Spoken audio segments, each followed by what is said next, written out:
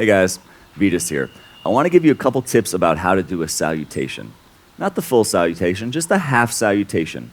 Most notably, the movements I want to talk about are how to stand up and how to fold forward, because I see this so often in my classes, and students tend to bastardize these movements. So let's start.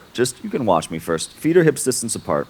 And as I fold forward, I want to do it by hinging from my hips. So I'm not going to round my back to fold. I'm not going to hunch over to fold. I'm going to hinge from my waistline. So I'm going to put a little bend in my knees. Just keep my hands on my hips for now. And I'm going to start to hinge from the waist with a long spine. All right, so as I'm hinging from my waist, I'm not rounding. All right, if anything, there's maybe a little bit of arch, but the belly should be lifted. And again, I'm hinging from my waist so my spine continues to stay long. All right, notice my legs are not locked.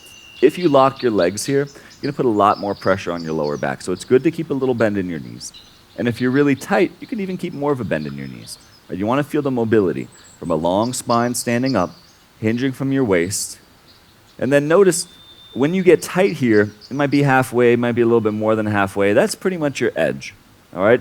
And you want to try to keep a long spine until that very last moment, which is your edge. And then when you're done there, that's when you just can kind of round a little bit into it. All right? Same thing goes for standing up.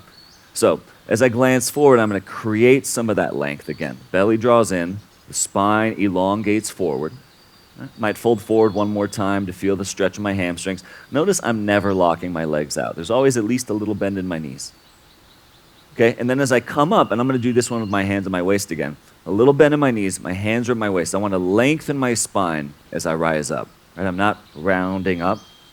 The belly is lifted to support it, and I'm lengthening and reaching through the crown of my head. So this really energetic movement through the torso. All right, now I'm going to add the arms and show you the full movement.